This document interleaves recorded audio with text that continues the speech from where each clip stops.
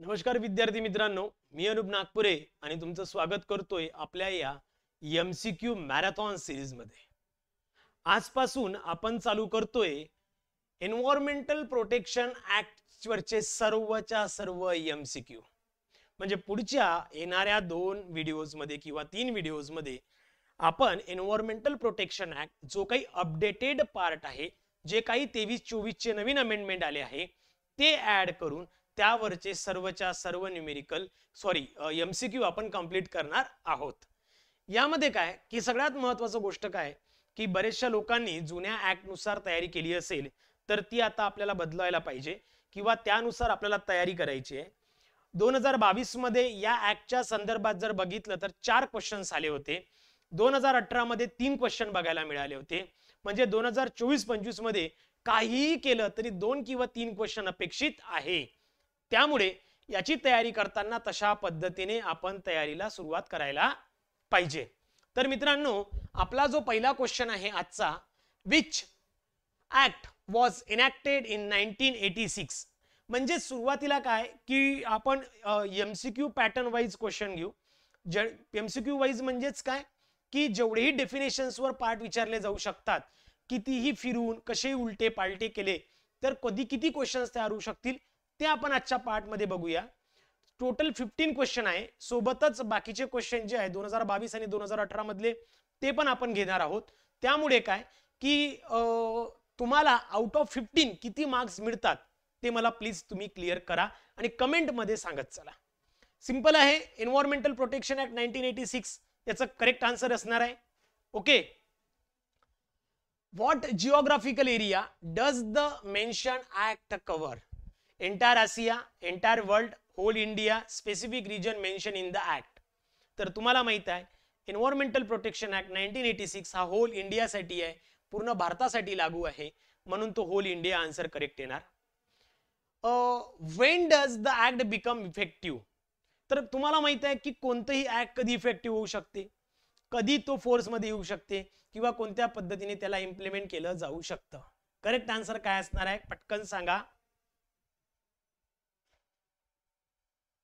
Option C हे correct answer आहे मित्रांनो. Wien publish in a official gadget. ज्या वेळेला हे ऑफिशियल गॅझेट मध्ये पब्लिश केलं जातं त्याच वेळेला हे इफेक्टिव्ह होतं. Clear. Question number 4. What does the term environment encompass? What does the term environment? Water and air only, only living things, water, air, land and their interrelationship, only human beings.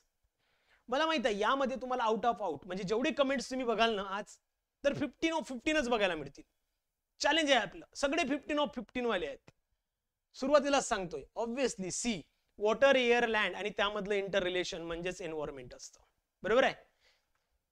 According to the act what falls under the definition of environment? Only physical elements, only animal and plants, water, air, land, human being, animal, plants, microorganism and property, only water, air and land. पटकन. Obviously option काय C correct आहे. Yes, C correct आहे. Micro organism असतात, animals असतात, plants असतात, या सगळ्या गोष्टी एन्व्हायरमेंट मध्ये येतात. ओके, मला माहिती आहे करेक्ट आहे तुमचं option. 6. What does the term environmental pollutant refer to? Environmental pollutant म्हणजे काय? Any substance present in a large quantities, any substance that harmful to human only, any solid, liquid or gaseous substance at a harmful concentration, any substance that is beneficial to the environment. पटकन. खूप simple आहे, easy आहे आणि सगळे definitions वरचे तुम्हाला MCQ बघायला मिळतील आज. क्लिअर. ऑब्विसली काय आहे सी ऑप्शन करेक्ट आहे. बघा ऑप्शन सी करेक्ट आहे. कोणतेही सॉलिड, लिक्विड किंवा गॅसेस ज्याचं कॉन्सन्ट्रेशन प्रमाणापेक्षा जास्त असते किंवा हार्मफुल असते त्यालाच आपण एन्व्हायरमेंटल पोल्युटंट असं म्हणतो. Clear. 7. How is environmental pollution defined? Environmental pollution कसं डिफाइन कराल?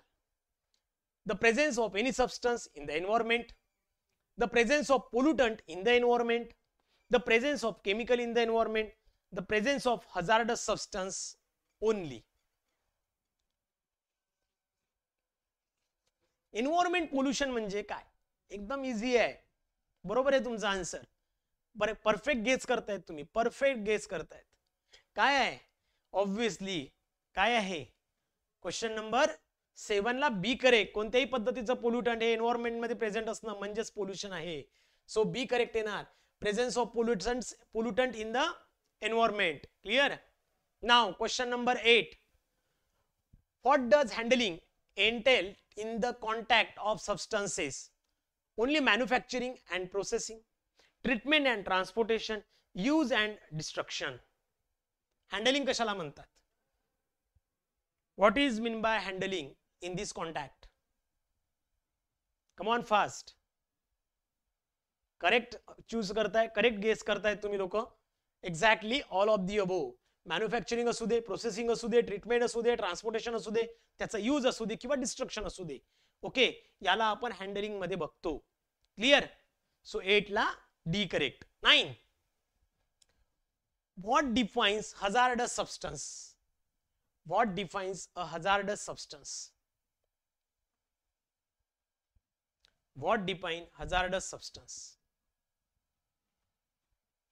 Any substance harmful to human only, any substance with the chemical properties, any substance that is handled frequently, any substance with property liable to cause harm to various entities. पटकन सांगा, झालाय time. बरोबर, exactly option D हा correct येणार. Any substances with the properties liable to cause to harm the various entities. Clear? 10 number. What defines a hazardous substances according to the act? What defines a hazardous substances according to the act? Any substance harmful to human health only, substances handled in a large quantity, material with a physiochemical properties causing harm, only substances labeled as a hazardous by regulatory bodies.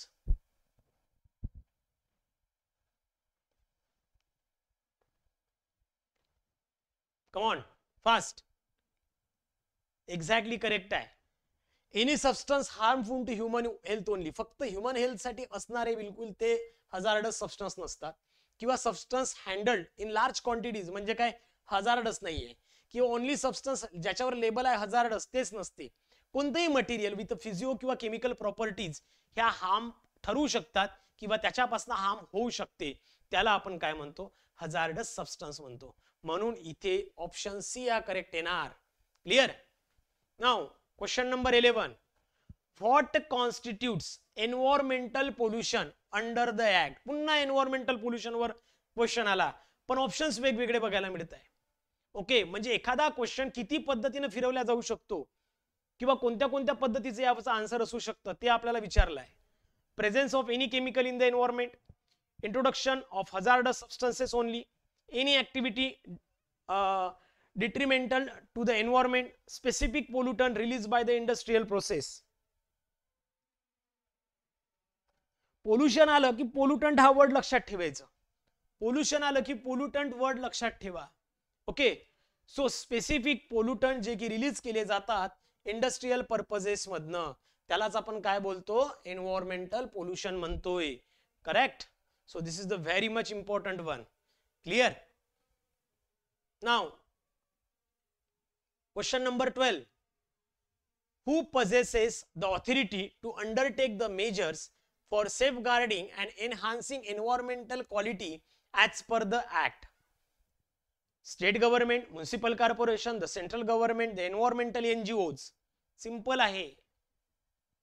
Who possesses the authority to undertake the measures for safeguard and enhancing environmental quality? कोणाचं main role यामध्ये important आहे? Obviously हा act central गव्हर्नमेंटच्या अंतर्गत आहे, त्यामुळे central government will possesses the authority to undertake the measure and safeguarding the enhancing environmental qualities. Clear? म्हणून 12 ला सी करेक्ट येणार. Now 13. According to the act, what is the primary objective of the measure outlined? According to the act, what is the primary objective measure outlined? Enhancing industry productivity, protecting and improving environmental quality, promoting economic growth, expanding urban infrastructure. Simple आहे, खूप simple आहे. बरोबर? म्हणजे 36 second पण लागणार नाही. अशा पद्धतीचे क्वेश्चन आले लगेच तिथे उरकून टाका पटकन. बी क्वेश्चन करेक्ट आहे, ऑप्शन बरोबर आहे, बरोबर की नाही? 13 ला बी correct. How does the act regulate the emission or discharge of environmental pollutants? How does the act regulate emission or discharge of environmental pollutant? By improving fineness on polluting industries, by restricting the use of certain material, by laying down the standards or emission of discharge, by providing the tax incentives for a pollution reduction. Come on fast. बरोबर आहे. Fine ठेवून काम होत नसते किंवा काही मटेरियलला restriction घालून सुद्धा पोल्युशन कमी होत नसते. जर का त्याचे स्टँडर्ड्स फिक्स करत असाल, लिमिट फिक्स करत असेल, लीगल लिमिट फिक्स करत असाल, तर त्या केसमध्ये ते पोल्युशन कमी होण्याचे चान्सेस आहे. ऑप्शन सी हा करेक्ट येणार. बरोबर. चलो next and the last. I know that की तुमचे आउट ऑफ आउट बरोबर आले असतील. बरोबर. Under what condition different standards for emission और discharge may be let down. Political consideration बिल्कुल नहीं. Based on the financial status of industry नहीं. बेस्ड ऑन द क्वालिटी और composition of emissions. Based on the geographical location नहीं. Based on the quality और composition of emissions वर. बरोबर. म्हणून option C correct. तर मित्रांनो तुमचे जे काही 15 ऑफ 15 आहे ते बरोबर आले होते.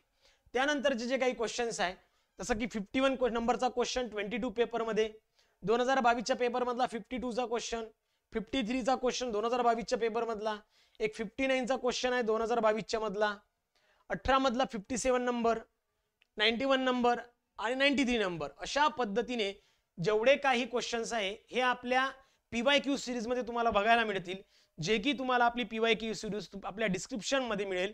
त्यामध्ये 2018, 2022, 2013, ADTP 2017 सगळे पेपर्स अवेलेबल आहे. तुम्ही तिथनं गो थ्रू करू शकता. फ्री ऑफ कॉस्ट अवेलेबल आहे. फायदा घ्या. ATP 2024-25 मध्ये टॉप करा. चलो थांबतोय. भेटूया आपण आपल्या पुढच्या लेक्चर मध्ये. तोपर्यंत धन्यवाद. Thank you so much.